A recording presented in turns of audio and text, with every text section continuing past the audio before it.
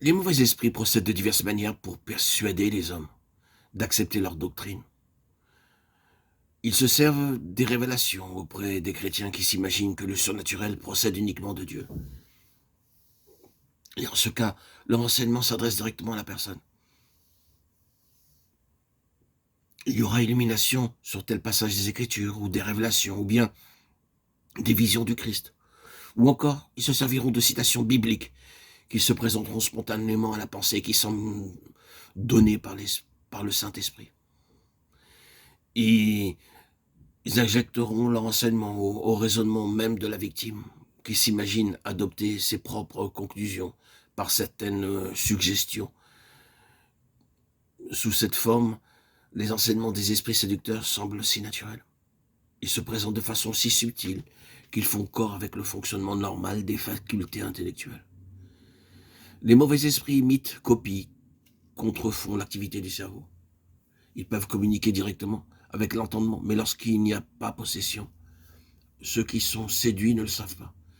Ils s'imaginent que c'est à la suite de raisonnements tout personnels qu'en matière religieuse, ils acceptent ou rejettent ceci ou cela, et ne voient pas que les esprits séducteurs les ont amenés à raisonner hâtivement, parfois sans données suffisantes ou sur de fausses prémices, donc sur un faux point de départ, et que l'aboutissement obligé, logique, c'est une fausse conclusion.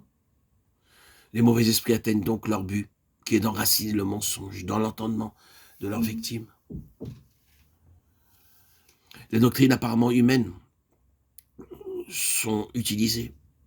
Les mauvais esprits se servent des hommes tels que des docteurs, des professeurs, des théologiens.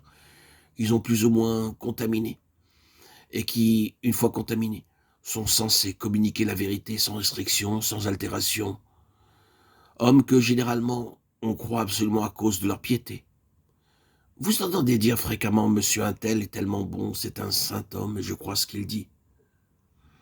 On considère alors cet homme comme garantie suffisante de sa doctrine, alors qu'il faudrait juger cette doctrine d'après les Écritures, indépendamment de la vie et du caractère de cet homme. À la base de cette erreur, nous trouvons la croyance presque universelle que tout ce qui vient de Satan et des mauvais esprits est ouvertement, manifestement mauvais, alors qu'en réalité, leurs actions comme leurs personnes sont toujours déguisées, mais leurs déguisements préférés sont ceux de la vérité et de la lumière. Satan se déguise en ange de lumière, 2 Corinthiens 11, 14. Si Satan ou ses satellites peuvent amener un homme pieux à admettre quelque doctrine d'erreur, et que cet homme enseigne cette erreur comme étant la vérité, il sera pour la propagation de l'erreur et des séductions dont il est victime un instrument autrement utile que ne le pourrait être un méchant homme ou un homme de mauvaise réputation.